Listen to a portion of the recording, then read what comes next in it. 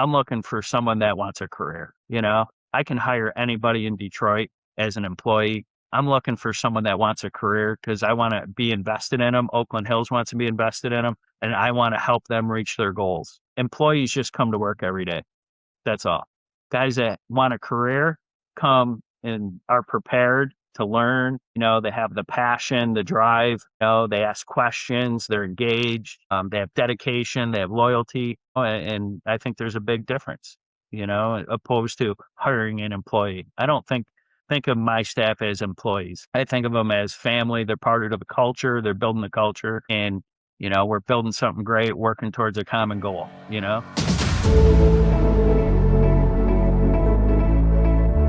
Welcome to Leadership on the Links, the podcast that showcases innovators in golf course management and the issues they face. I'm your host, Tyler Bloom. In Leadership on the Links, you hear the stories of people shaping the industry from their first swing to their dream match.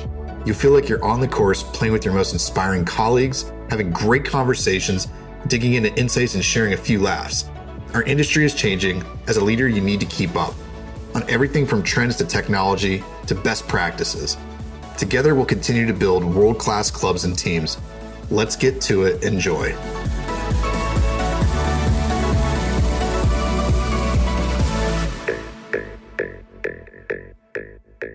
Well, today I am joined by a friend, really for the last few years, who I've gotten to know fairly well through the industry, Phil Cuffare from Oakland Hills Country Club. And I just want to tell a quick story before I give Phil the floor. We could tell stories all day. It's actually one of my favorite parts of the week. Or I try to have a regular check-in with Phil, but it's one of my favorite parts because there's always really funny, interesting stories, and it keeps things pretty light. But this was probably, 2.5 years ago, maybe three, probably 2.5 years ago, was the first time I ever interacted with Phil. I kind of knew from friends of the industry, kind of a similar network of people, and first conversation with somebody, you never know how it's going to go. And quite frankly, on the other side, it's more of like they're scoping me out versus the other side. And I don't know, something about Phil's passion for this industry really stood out to me. And then it was a few months later, I don't really remember, man, how it really kicked off, but I remember you calling me and saying, hey, I think I might need some help for some assistant searches and what we're trying to build here. And that's a reflection point when I look back sort of 5 years of business. And I think of certain points that really I felt like transformed or maybe took us on a different trajectory than we were on. Honestly, I say this, I'm not kissing your ass whatsoever, but working with Phil was a game changer for our company, largely just having the confidence to work with somebody, like Phil, who's got a great background, great pedigree, at a place that has super high expectations. And it was a sort of a jump off point, not to say that we weren't working with other great facilities, but it's just one of those things when you meet somebody from afar and you have this perception of who they are, what they stand for, and what they've accomplished. I think Phil getting to work with you in Oakland Hills has been an awesome treat for me and our team. And really along the last 2 years, I feel like has helped us elevate our game. And I know, again, I'm not trying to kiss your butt, but that's when I think of the relationship with Phil, what he's done for our company, our team, and getting to work with the Oakland Hills team, what it's really done. So with that being said, thanks for coming on the podcast. And I know I said just give us the highlights of your background, but thanks for jumping on, man. No, Tyler, thank you. That's a pretty humbling statement. And I feel the same way about you and your coworkers and your company. I mean, it was... you've made me a better superintendent, and everybody that works with you has made me better and Oakland Hills better. And it's really very enlightening what you just stated. Humbling. Geez, I never really thought about it because I called you for you to teach me about something, and it's really incredible what you've done here. So thank you. Yeah, we'll get into some fun stories, but yeah, tell us a little bit the highlighted version of the Phil Cuffare story, because I think it's really fascinating for anybody that's listening for a variety of reasons. But I want to let you kind of give your story first. Yeah.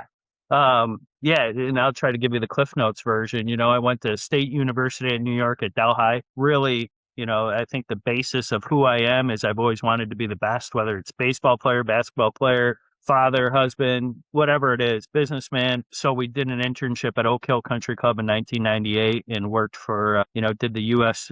amateur there and, really opened my eyes to what was out there. And I think one of my first questions as an intern was, who's the best superintendent in the world? And everybody on that staff quickly said, Paul Latchaw Sr. Well, I said, well, how do I get to be like that? I'm pretty black and white, and then I started following that career and going, no way will I ever even come close to being 1/10 of what that was. But, from there, I went to work for Superintendent Joe Hahn, who was a past superintendent at Oak Hill at Country Club of Rochester, held Ryder Cups, US Opens, PGA Championships, stuff like that. Then from there, my professor always said, if you can grow grass in Philadelphia, you can grow it anywhere in the world. And so it must have been pretty difficult. So I went and worked for Jared Villarango down at Applebrook Golf Club, probably single-handedly one of the best things I've ever done in my life. And it was easily, to this day, the hardest thing that I've ever done in my career, just as far as a growing in the transition zone. And it's funny, we were talking about it today with my staff, and still to this day, the hardest place to grow grass down in that Philadelphia mainline area. But, so from there, I went back to Rochester, New York, and my sights set on being a golf course superintendent. I got my first job in 2005 at Blue Heron Hills Country Club. And, we did an outstanding job there, but the club went bankrupt in 2010. So now we're at a crossroads and you got to figure out really what you're going to do. You thought this whole thing, you've kind of followed your blueprint and nailed it. And then the club goes bankrupt. So then I reached out to a good friend of mine and mentor, Jeff Corcoran, who I have, the utmost respect for, and obviously, one of the greatest to ever do it, and asked his advice, and he gave me some really good advice. This is pretty easy. Come work for me. Love it. Like I said, Tyler, I'm really black and white, and I still live my life this way. It's, see ball, hit ball. Jeff said, come work for me. You only got to do one thing, listen to me, and work hard. Well, to me, that is very, very easy and is about as black and white as it gets. He goes, I'll get you to where you want to go, but you just have to listen, do what I say, and outwork everybody. And, to me, that's about the two easiest things you can do in life. And then from there, I followed his orders and his mentoring, and got a job in Chicago at Oak Park Country Club in 2000, turned that place around, and Oakland Hills became available. And I remember Jeff calling me and he's like, you should really look at this. I think you're ready, and here I am. So it's funny. I mean, it's a hell of a chase. I don't think about it very often because we have so much going on here at Oakland Hills. There's not really time to think about it and do victory laps. It's head down and gas pedal down and away we go. It's thankful for all my friends, family, opportunities, and, taking advantage of those opportunities, obviously, and listening. I always think, Jeff says it best. You got to have perspective and you got to listen and really put things into perspective and, go work hard. And good things happen. The harder you work, the luckier you get, type stuff. Well, I'm laughing because of a convo we had a few months ago where I was saying to you, and I've known Jeff obviously kind of sort of simultaneously the same time that I started working with you.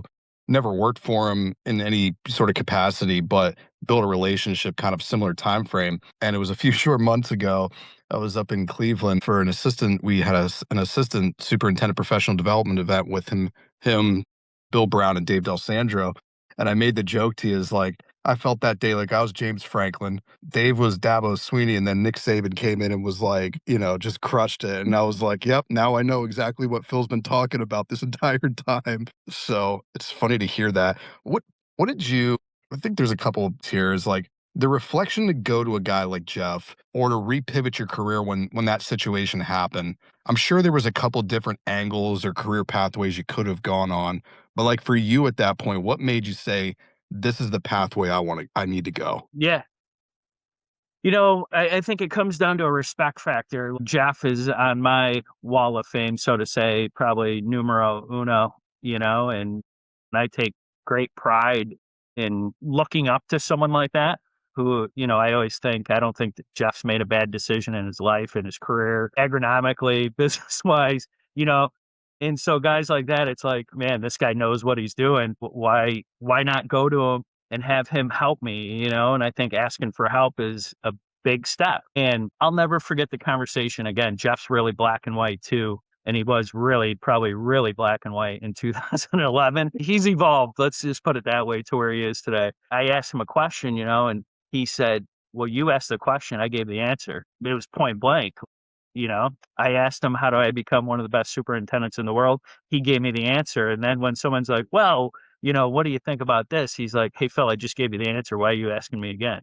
It's pretty simple. So guys like that, guys like Paul Latchaw Jr., I mean, there's one way to be successful in this industry, and it's hard work, and it's chasing it. And, we use the term relentless pursuit and never being satisfied. You could think of a million sayings or comparisons, but it's a chase. Every day on a golf course is different, and it's no different than your life, and I've just always wanted to be really, really, really successful, and don't take it for granted. But to get back to going to Jeff, you looked at Oak Hill, it was perfect. You looked at the guys who had worked for him, they were outstanding. The pedigree aspect, what he had produced. It checked every box for me. The box that probably often doesn't get talked about, Tyler, is how great of a person these guys are. Mhm. Jeff Corcoran, the most tremendous person in this world, tremendous father, husband, businessman, agronomist, checks all those boxes. And we can go down the list, whether it's, Paul B. at Marion, or John at Inverness, or Jim Roney at Saucon Valley, or, Rich McIntosh at Colonial. We can go on and on and on.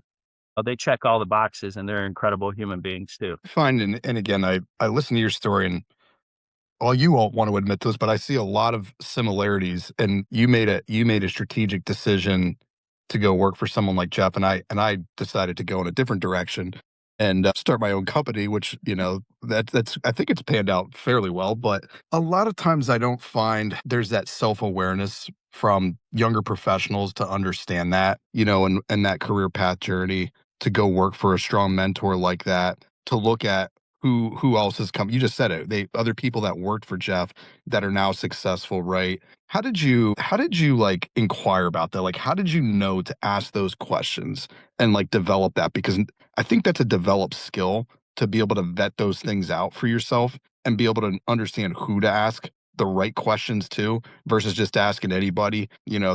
Does that make sense? Yeah, totally.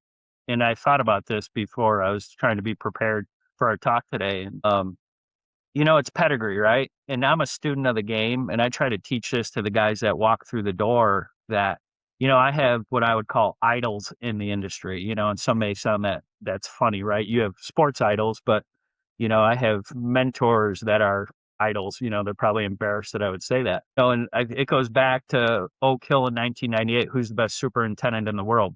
Paul Latchaw Sr., right? He's at Congressional. And he produces superintendents at an alarming rate. I think you look at that staff at Congressional, but it's doing your homework. And I did my homework and paid attention because I have such a passion for the industry and a passion for success, a passion for turf, a passion for golf, all this. But, and you look at like call it the family tree or the branches on the tree, and, the trunk of the trees, Paul Latchaw Sr. And then you got Paul Latchaw Jr. and John Zimmers and Paul Romina and all these guys, and Jeff Corcoran and Jim Roney, and it goes on and on and on. And they've carried on that pedigree and produced, outstanding superintendents at all different levels, not just at the highest level. And, you saw the work, you saw the results in really at Oak Hill and what Jeff had produced there, and the guys that came before me at Oak Hill, and now the guys that have come after us at Oak Hill. So for me, it was, it's like buying a stock, right? And gambling. I don't gamble. And I always tell this to my guys, you will never catch me in Las Vegas at a blackjack table. I work too hard for my money to put my luck in someone else's hands. And I don't believe in luck. I do not believe in luck one bit. I believe in taking everything into my own hands. And, the only time I gamble is in golf because I'm in complete control, right? I either make the putt or I miss the putt, or hit the shot or can't hit the shot, or vice versa. But to put your career in someone else's hands, and you look what it's proven industry in the industry for a long period of time to this day, where else do you want to put your family's future and your kids' future? And, my future, I wanted to put it in Jeff's hands. Yeah. And we see with interviewing assistants a lot of times they just don't know what they don't know. And I love to hear the things that you talk about when your team comes in, you really try to coach them and teach them about that because I think that those are sort of like the intangibles of like who you worked for and being able to understand that career trajectory and career pathway. We just recently did, as you know, an assistant superintendent survey, and there was a lot of things that came out of this, good, bad, and different, that actually we could spend a lot of time chatting about. One of them for me, and I've seen this in the survey sort of qualified or quantified it, is that they just don't know the I would say the majority of assistants just don't know the career pathway and the steps to get there. And so, in your experience, it was working for the right mentor who had other people that took the right steps. Doesn't mean that there's not other ways to accomplish success, but this seems to be a much more streamlined process, following guys that have come from that tree. And there's a lot of different trees in the industry, but that's something that I really took away from that. And it's what I've seen doing assistant searches. When you look at people's profiles or backgrounds, they jump from job to job, and they've never really had somebody to coach them and say, or they've never had the self-realization, which actually I think might be even more of which you did, is this ain't working and I'm not getting to my end goal. And I need to go work for somebody who can help set a structure for me to get there. Yeah. What are your thoughts on that?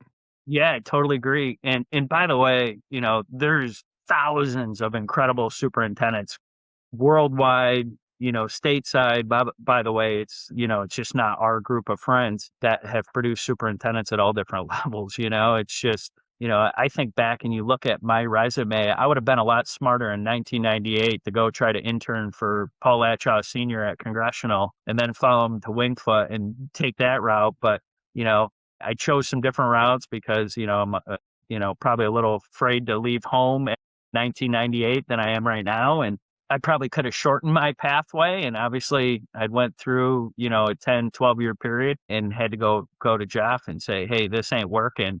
It's like, what's the definition of insanity, right?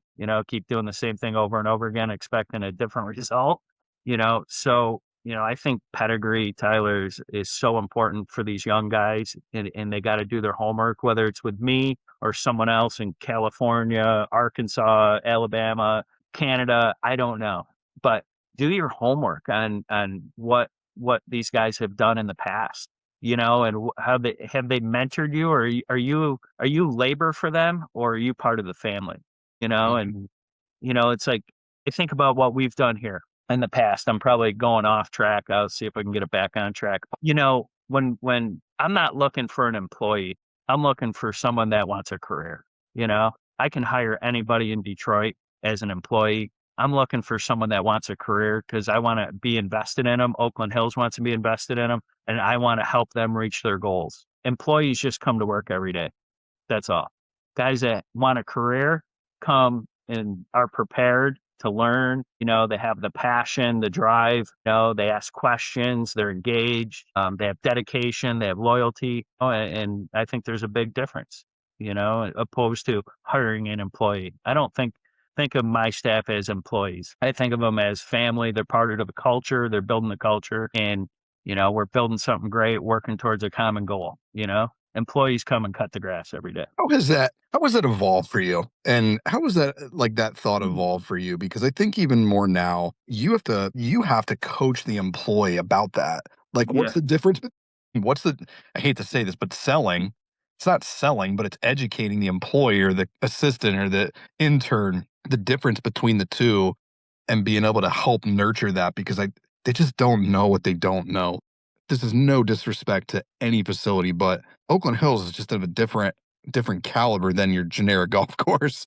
I mean, yeah, anybody that does some research is going to figure that out. But a lot of y- times, I don't think employees or young professionals understand that working at your local mom and pop golf course, well, they'll figure it out pretty quick in the first week that it's not the same. But like, yeah, they just don't know that. yeah. I think back to what we have done, you and your team and me, and we stopped being desperate, right? Yeah, In and me and you, the countless phone calls, the constant ranting, and oh my god, but we stopped being desperate, yeah. right? And we were interviewing people, and it's like the bobblehead thing. Yes, they can handle the hours. They get here, they see the hours, they can't handle them. The work life balance stuff that we've talked about ad nauseum. We stopped being desperate. We started interviewing and hiring kids that had a passion and we're driven, and the standards, the expectations at Oakland Hills, Marion, at Oak Hill, these standards and expectations aren't changing. And by the way, they're not, I enjoy these standards and expectations while I'm here.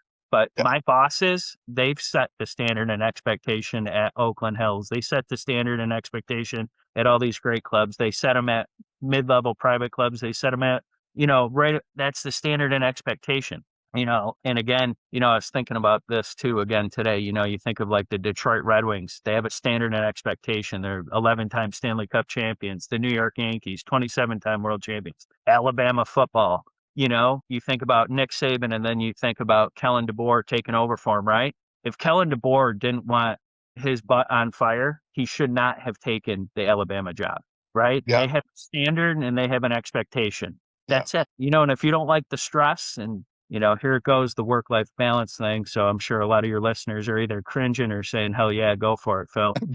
I should have warned, be prepared. This is not for the faint of heart here. Yeah, but like the work-life balance thing, if you want to win and you want to be number one, you're going to work, and there's the standard and expectation to adhere to. And if you want to be average, which is fine, by the way, it is fine. I don't want to be that. And the guys working here don't want to be that. We're not. Think about Dave D'Alessandro on this one. We're looking for volunteers, not hostages, Mike Tomlin quote, gotta love it. Yeah, and, at the same time, I get it, right? If you want to hold hands on the canal and an ice cream cone at 5:00 in the afternoon on a Saturday, by all means, go for it. But we're going to be at Oakland Hills, hand watering greens, managing moisture content, maybe even spraying greens, maintaining the standard and expectation here. And by the way, every one of my guys, all 55 of them, have a smile on their face, working towards a common goal. They're happy, and they're working towards being really, really successful at this level. I mean, that's just what it takes. I can't change it. AI is not going to change it. Autonomous mowers are not going to change it. There's not an app on your phone. It's just good old fashioned hard work and doing what needs to be done when it needs to be done. It's so funny you say that, and this is like totally going off, which is I knew we were going to. I was on a call last week. I won't name with who. Retired superintendent and had a long tenured career at one of the most iconic clubs in the world. And I asked the question, what do you look for in assistants? Like what was important to you to build the team that you had? And really selfishly, I was looking at that for my own selfish reasons of like, okay, here are things that I need to be screening out a little bit more. And you know what he said to me? It was fascinating. He said, I've never seen a great idea come from a computer or phone. And he says, you can't substitute observation in the field on leadership. And he said, I'm not saying that there's not ways to be more effective, more efficient, tools that can help superintendents make better jobs. But by and large, he says, in my career, the best ideas and the best superintendents never sat behind the desk on a computer on their phone. They were out in the field. And I thought that was really interesting. So as you just kind of said that. Yeah. I think, again, credit when we first started communicating, I think about the last kid that we just hired a couple of weeks ago, Eddie, right? Our questions have evolved. The question I asked him, first question I asked him, why do you want to work here? Right? His answer is, to be the best, you have to work for the best and at the best. And that's why I want to be here. And I was like, where was that answer 2.5 years ago when we started talking, right? Does the person want to be on a golf course?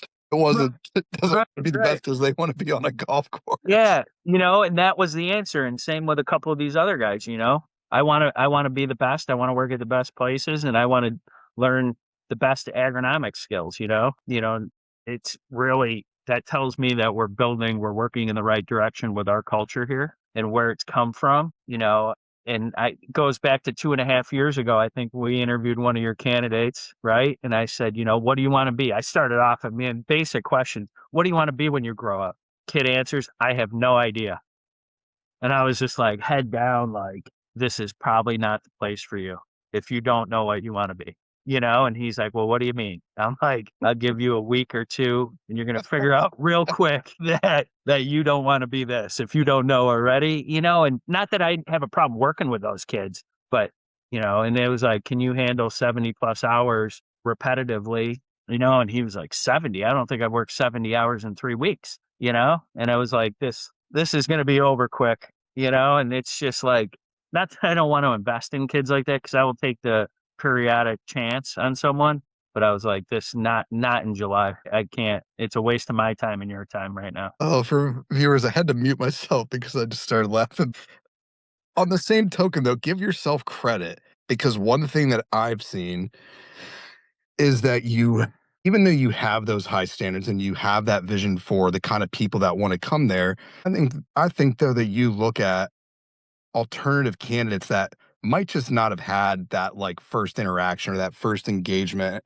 And I think, to give yourself credit, I don't know if you would have done that had you just stayed in the fast lane. I think going and having the experiences that you did beyond an Oak Hill gives you perspective that there's other people, and there's an individual on your team who has an alternative background that is freaking crushing it right now and has been exposed to tournament level conditioning, has been in the West Coast, has had exposure to really fast pace. I would also give yourself credit, and I think a lot of superintendents miss this.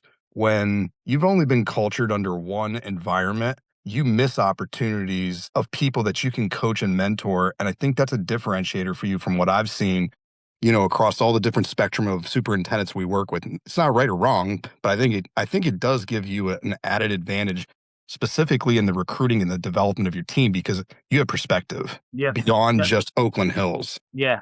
That individual you're talking about is killing it, right? I mean, he is, I think he started August or September of 2023. Yeah. So by September of 2024, had worked 3 or 4 professional tournaments, 2 USGA championships. He's going to go to Oakmont this year to host it, or to work his 3rd USGA championship in like less than 2 years. He's been out in California working for one of the great superintendents out there, and our good friend Justin at Bel Air, and killed it out there. And yeah, this kid was a plumber, or worked plastic molding a year and a half ago. I always remind him of that. I'm like, what were you doing a year and a half ago, Aaron? And he starts laughing. And by the way, he's played the best golf courses in the world, Yeah. Oakland Hills or LACC or Bel Air or wherever. I know. I follow. I love it. And it goes back to the interview, right? Like, you guys scoped him out. You said you really want to talk to this kid, because I love kids that don't have any experience. That's what I prefer. And you were like, he's your non-traditional. I think you phrased it. I think you knew to talk to him. And there's a kid, when we interviewed him or Zoomed him, I mean, he said all the right things, right? I want to change. I love golf. I'm willing to do whatever it takes to be successful. I want to learn. I'm passionate, blah, blah, blah, blah, blah. Remember when, like, his first month or 2 in, and he was like, he was tired, overwhelmed a little bit. And he's like, man, I had no idea it was going to be like this. And I'm like, yes, you did. Me and Tyler told you it was going to be like this. You're going to be fine. This is, you wanted the advanced pace because you're a little bit older and everybody, and you're a little bit better. We're giving you the advanced pace. We slowed it down for him a little bit. And now, I mean, he's absolutely crushing it. 2 years in, he's going to be 2 years, August of 25. So it's an incredible story. And, I do love guys like that. And I have but it goes back to Jeff giving me a chance. Someone gives you a chance, you got to take the opportunity and run. And that's head down, boots on the ground, dirt underneath the fingernails, and go hard at it. Someone gives you an opportunity, you can't sit there and stick your toes in the water and tell me it's too cold. Yeah. I find too that I think we've done a good job collectively of like communicating that messaging out from the initial job advertisement. Here's what Oakland Hills can do for you, right? And then on the same token, it's like, what we're looking for is, what can you do for Oakland Hills to continue the history, the prestige, the standards, things of that nature. And again, some people might roll their eyes when they hear that, but you're really trying to hire to the culture versus entirely adapting to what today's workforce is. And again, there's fits for everybody. There's so many different levels of organizations, different styles, things of that nature. But ultimately, in our process, we're trying to weed out, okay, ultimately, you are somebody who wants to come to a place that's going to invest in you, get you exposed at a high level, and it's going to come with sacrifice. Right? Like that's the key thing, is it's the sacrifice that you're going to have to make to get to where, if your ultimate goal is to be, at a top tier type facility, a place like Oakland Hills can do that for you. And I'm just kind of curious your thoughts around that. I just think we've done a better job, and it starts with you, dude. We're a player in the piece, but you've set that standard for not only your team, but it's also yourself. Like that's the standard you have for yourself, and you're not gonna jeopardize or compromise on that standard. You're gonna adapt, but you're not gonna compromise on that standard. Yeah, totally agree. I mean, I think back, I think you talked to Mike McCormick and why he loves this industry. It's different every day.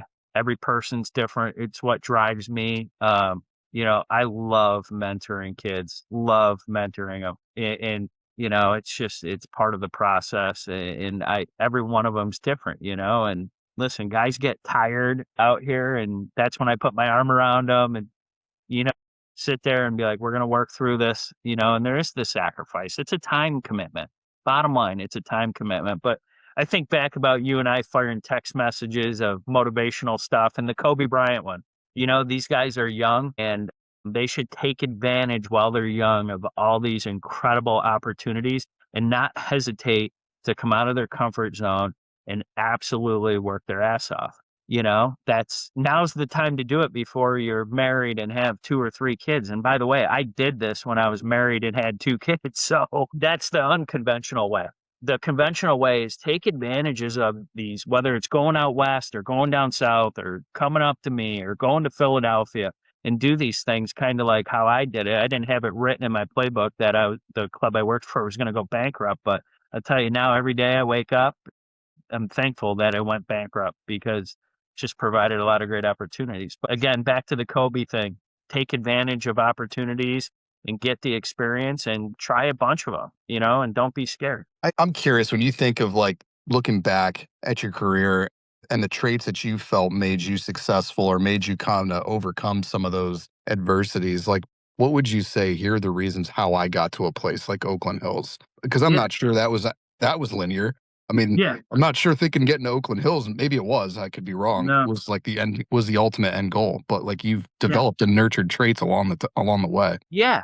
I think, being a student, right, of the industry, one of the things I've always done is like looked at people's resumes, whether it's Jeff Corcoran's resume or Paul B's or John Zimmer's or Jim Roney's or all these great guys. And you sit there, Mr. Latchaw's resume, Paul Ramina's resume, and it's communication and communicating with those guys when you become friends with them or when you're in the same, like, hey, how did you get to where you got? There's a common theme. There really is how they got to where they got, and it's hard work.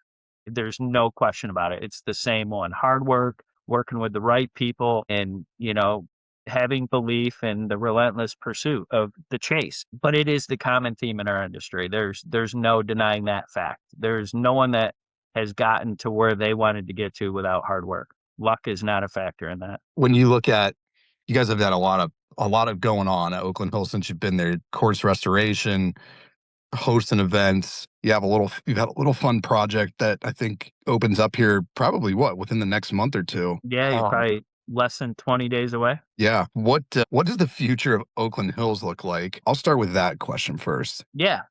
I think, I think I got here in 2018, we started the restoration of the South Course in 2019. And I think Pat Jones pointed this out to me last year because I don't think about this stuff. I'm too busy.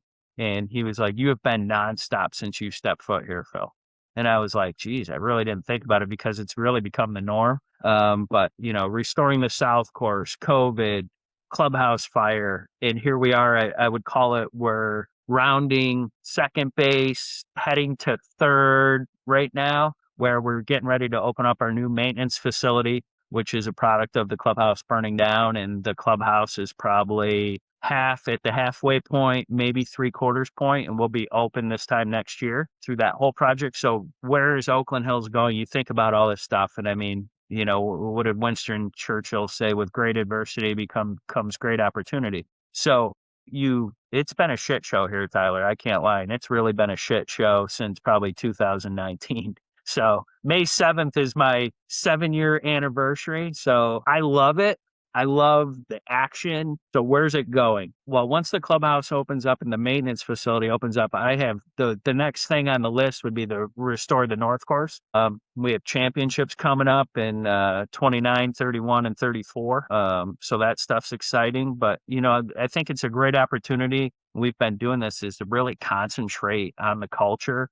And I think we have it nailed down right now, but that's always work in progress. Like anytime you're complacent in that regard, you're going to get run over. We're always, you got to have bench strength and next guy up and which is the exciting part for me. But there's so much exciting here. We're restoring the range tee right now, which is incredible. But I think I don't know what normalcy is at Oakland Hills. So this is a good question. We'll have to do a podcast in about 2 years where we're at.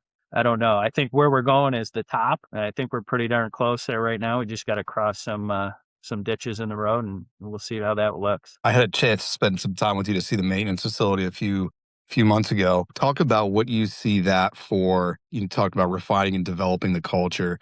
What does that do internally for you? And then what do you think having that kind of a facility does for the club, as it relates to its own strategic goals as an organization? Yeah.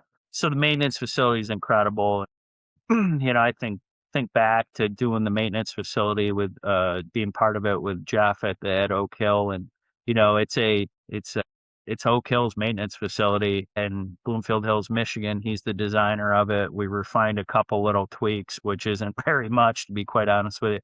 We were on a time constraint on the design, and Jeff, I got some plans, and Jeff's plan was number one, and I was very familiar with it, and we implemented it here at Oakland Hills. So what does the maintenance facility do for us? It gives our employees a neat, clean, safety, number one, spacious organization at a premium place to work out of and to work in.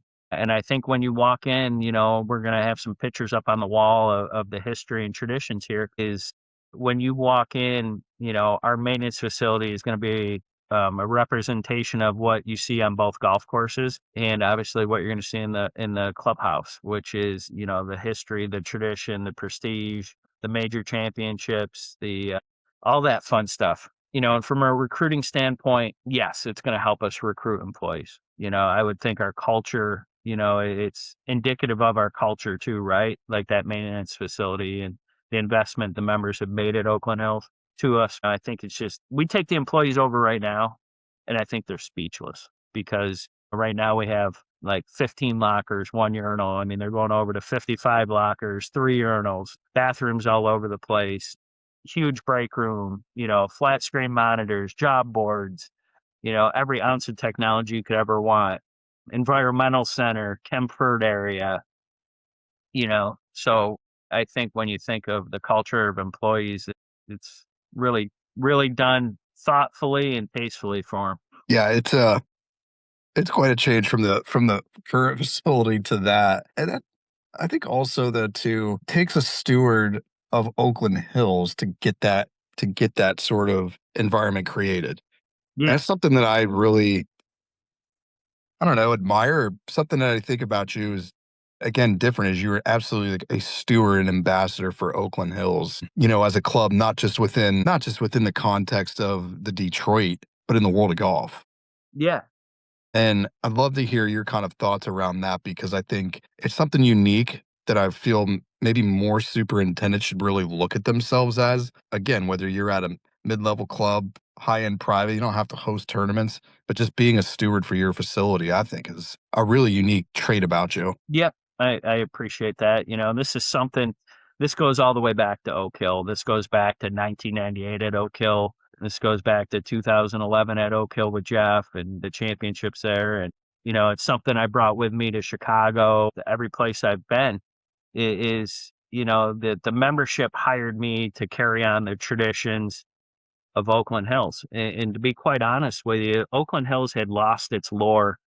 I don't know when, but they weren't on the Mount Rushmore. They weren't a cathedral anymore. I think whether it's complacency or just, they didn't have any major championships on the slate anymore when I got here in 2018. And, they were just kind of resting, so to say. And I thought, I love taking on projects like this where, the culture in this department had been lost. And, guys were still talking about the 2008 PGA championship. And it was like, guys, this is 2018. You don't have any championships. And by the way, the golf courses aren't very good either. So reinstilling, and Detroit had been through a lot, right? They had been through a ton as a city, but being part of, the motivation and the belief and getting guys to believe in the work that they were doing and the resources that, that we needed, the resources we had, and chasing that stuff. And obviously bringing in Gil Hans, Jim Wagner, the cavemen, restoring the South course, putting this sucker back on the Mount Rushmore golf courses where it should be, and as John Bodenhammer refers to it as the cathedral, you all of a sudden you got to walk different and talk different and, stand up straighter. And, people are starting to take note, and when there's the standard and expectation again. But, that's the fun part. And that's rebuilding the culture has been incredible and fun, redoing the South with Gil and Jim, right? It's one of the reasons why I was interested in this job. If they were interested, told me this place must be special. And, we talk about it as a staff every single day of the week. We are a steward of the game. We're a steward of the game of golf. We're a steward of Oakland Hills. Ben Hogan won here in 51. What we should be doing what we did in 51 in 2025, 2026, 2027. We want that. It's, in my office, I don't have pictures of me or my family or stuff. I have pictures of Ben Hogan, Jack Nicklaus, Arnold Palmer. That's what we work for every day. And we work for the next champions, and we work for our membership, obviously. But the reason why they want to be members here is because of that history and that tradition. And we're the caretakers of it, and we don't have bad days here. Tell my guys all the time, we'll stay until we have a good day. Some days that's 3:30, and some days that's till 6 or 7. And and again, that's something I learned all this stuff from Oak Hill. I really did. We'll have a good day eventually. We just got to figure out if we're going to be efficient at it or if we're going to create the efficiency later on in the evening. Oh man, dude. I gotta tell my team that one. Like, if you're having a bad day, it means you need to stay longer. If we're gonna have a good day, we're gonna figure out. Love it. Oh man. Seriously, Tyler, I think about it, and I love being. I'm not a desk guy, even though this job, I think for all of us as a director of agronomy at these big clubs, has turned into a lot more desk time than we all would like. My passion is being outdoors, getting my hands dirty, wearing rain pants and work boots, and being in the mud and the dirt. And I love the mornings on a golf course because it's controlled chaos, and it's. A lot of times, I don't know if you can swear on this, but, it's 10 pounds of shit in a 5-pound bag. And you got to get after it. And I love the logistics of the job. And I love sending 3 or 4 sprayers out there, and guys are mowing and string trimming and blowing and top dressing and all this stuff. But to control it, and get it all going in the right direction and settled in and getting everybody settled in on 36 holes is super fun. And I don't let our bad days go very long, so I don't want to be a misnomer that Phil just worked till midnight. But trust me, if we usually have the ship righted by 3, 4 o'clock in the afternoon, and those are the bad days. The good days, I mean, today's, what do they call it? Monday Fun Day or Fun Day Monday or whatever, I mean, we're spraying, or we got a water in spray going, a foliar spray, guys top dressing tees, aerifying, rough mowing, fly mow, all that stuff. But I love teaching the young guys that organization aspect because I think that's a unique trait. I love it, dude. When I thought of bringing you on the podcast, I thought this will be such an authentic conversation that I think the industry kind of needed to hear. Someone like you bring a different perspective, and I think to some degree the top tier clubs sometimes don't get that voice. Don't get a voice to talk about themselves or it's your passion, dude, that stands out. It's nothing else. It's your passion for what you do. And and again, I use the word being a steward at Oakland Hills. It's clear that that's something that is important to you and what you value and what you want your employees to see too, because it's taking you probably to places you never expected. Yeah. I'm thinking about this right now. I've probably got like 16-ounce cups of coffee in me, vitamins, and Dave's got me taking creatine now. So I got a tank mix going right now that's off the charts. Beautiful. Well, I love to end our session with a fun little segment called Chip Shots, and it's a little bit more. I don't want to use the word rapid fire, but a little bit more lighthearted and fun. We'll start it off with a softball question for you. If you had to pick your favorite foursome, who would it be with, and where would it be at? I would be Freddy couples, Tiger Woods, me, Michael Jordan. Man, I can't believe you left Saban out of that. That's crazy. He's caddying for you. Probably be yelling at us for 4.5 hours, so. If you had to pick a favorite halfway house food, what is it, and where's it at? Gee, I think it's probably I'm not I don't like to eat when I'm playing golf, but I mean, I always remember working at Oak Hill and you could smell the Zweigel's hot dogs being cooked. So for me, it'd be a Zweigel's hot dog from Oak Hill Country Club. Now, I've been told that you're a stick. So, what's your favorite club in the bag? What are you dangerous with? Ooh, I think my irons are probably the best part of my game, probably 7-iron. Nice. I'm probably the same way. Just got Titleist T200s. Hoping to get out this week and get my first swings on, but the 7-iron's probably my best in the bag too. Love it. Good clubs. All right, you've been to Green Start Academy as a panelist. What's your favorite part of that week? The interaction between the mentors and mentees, without a doubt.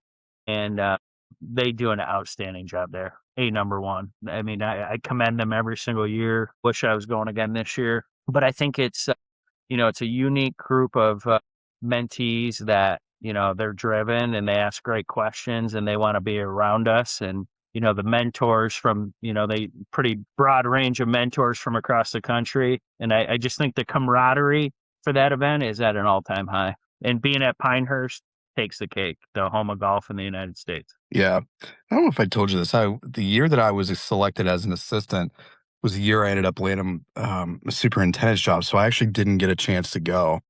So I've always been sort of envious from the outside of not being able to go to that event, but it looks like a pretty special event. Sure. Yeah, and I think obviously you've seen the graduates of it, and now they're mentors. And I was never lucky enough because I don't think it started by when I was around. But man, these kids are lucky to have something like that, and the industry's lucky to have partners like John Deere, Rainbird, Enview, and to do that at Pinehurst. Extremely thoughtful, special event. Last question for you. If you had to pick of all the guys that you worked with, not who you worked for, but the people that you worked with, who you going to war with, who you get into the foxhole with? Fred Doheny at Oak Hill, no question. Love it. Yep, no question. There's a lot of good ones too, but yeah, him and I together, I think we do some damage. Nick Roth or Matt Chewy? Two drastically different individuals, like we call Nick Roth the silent assassin. When that dude speaks, everybody listens because he doesn't speak that often. So Chewy, incredible personality, incredible work ethic, incredible human being. I mean, he's got one of the best smiles I've ever seen and extremely smart kid, but both number one to my heart. Love it. Love it. Well, I also wanted to give recognition. I've never had the fortune yet of meeting her, but you're saint of a wife for putting up with you all these years. All right, before I kind of say, before I let you kind of end the episode, I just wanted to give a quick shout out to your wife and family, man, because it takes a world-class support family to be able to do what you're doing, and I just wanted to kind of give that recognition. I've only emailed or maybe spoke on the phone once or twice, but God bless her, man, for putting up with you, and I can imagine the stories she gets, and it takes a really special person as well. So I just wanted to recognize her and your family as well. I appreciate it. She's easily, one of the best hires for me personally that we've made here at Oakland Hills, and I needed her here more than she probably needed to be here, just from a psyche standpoint, and she's extremely accomplished in her own career. But what she means to Oakland Hills and our staff, I mean, she's the mother, so to say, and takes care of everybody. And also, I also have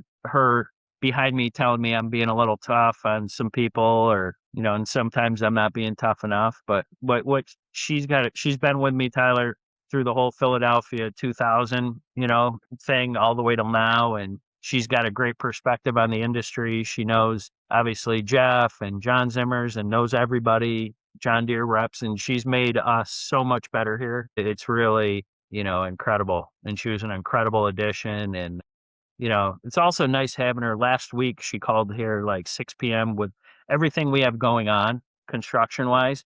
And she called me and she's like, I'm worried about you. Are you going to make it? Because she had never seen, I guess, probably me work the way what I was juggling and what we had going on and a million balls in the air. And I was like, yeah. And she's like, I've never seen anything like what you're doing right now. And it's just the environment we're in. It's not me personally. It's just construction vehicles going around and payloaders driving by the office, bulldozers driving by and still maintaining. She is a saint and a rock star. And then we have my son, my 14-year-old son, Kenny, here now. Oh, wow. For this summer. So it is a family affair, no question about it. And they love what I do. They love being on the golf course. And I think to do what we do at this level, it has to be a family affair, and we make it fun. And, they know all my staff. And when my 10-year-old shows up, he knows everybody. I give him a radio and he knows how to drive a gator and he wants to rake bunkers. So it's a really cool environment here. Where can people find you?